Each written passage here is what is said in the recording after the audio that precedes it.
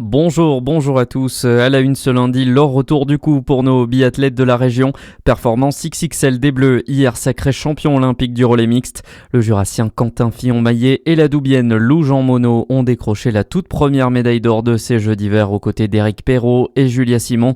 Ils ont surclassé leurs adversaires avec près de 26 secondes d'avance sur l'Italie, deuxième. Leur procès s'ouvre aujourd'hui à Paris. 9 CRS dont plusieurs chalonnés sont jugés devant le tribunal correctionnel de Paris.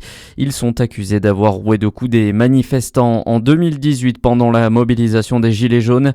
Ça s'était passé dans un Burger King près de l'Arc de Triomphe. Les policiers, membres à l'époque de la CRS 43 basée à Chalon-sur-Saône, avaient reçu l'ordre de faire évacuer les lieux. Ils frappent ensuite des manifestants sans sommation alors qu'une partie d'entre eux est au sol ou lève la main. Certains des agents encourent jusqu'à 7 ans de prison et 100 000 € d'amende. Le procès se terminera jeudi. Et autre procès aujourd'hui, près de 7 ans après le drame, celui en appel de l'enseignante d'Evaël, cette collégienne de 11 ans qui s'est suicidée en juin 2019 dans le Val d'Oise. À l'issue du procès de première instance l'année dernière, 7 professeurs de français jugés pour harcèlement sur mineurs avaient été relaxés, mais le parquet de Pontoise avait décidé de faire appel de la relaxe. Retour en région avec cette véritable métamorphose pour le lycée Le Castel à Dijon. Jérôme Durin, le président de la région, et la proviseure Pascale Sofsic ont inauguré la semaine dernière les bâtiments fraîchement rénovés.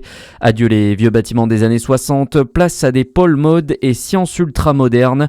Pascale Sofsic était au micro de Charlie Chevasson. Elle nous parle d'une rénovation indispensable à la réussite des élèves. Oui, c'est très important. Ça marque presque une nouvelle ère en fait pour notre établissement parce que les bâtiments étaient, on peut le dire, étaient quand même relativement dégradés. C'est à la fois un énorme confort pour nous, un énorme gain en termes de fonctionnalité, en termes de consommation énergétique, parce que c'est vrai que les bâtiments en fait n'avaient pas du tout été pensés par rapport aux aléas climatiques. On va dire les années qui se suivent et qui commencent à se ressembler nous font passer des étés qui sont de plus en plus chauds. Donc là, on retrouve en fait des conditions de travail, des conditions d'enseignement qui sont tout à fait satisfaisantes. Un chantier d'envergure qui a nécessité l'investissement de 12 millions d'euros de budget.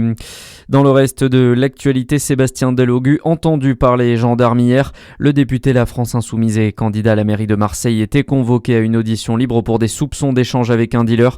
Cette piste a finalement été écartée, a annoncé le procureur d'Aix-en-Provence. Sébastien Delogu a bien fourni tous les documents et justificatifs nécessaires. Et puis en foot, c'est la plus large défaite des Marseillais dans un classique. L'OM s'est incliné 5-0 hier soir sur la pelouse du Paris Saint-Germain en clôture de la 21e journée de Ligue 1.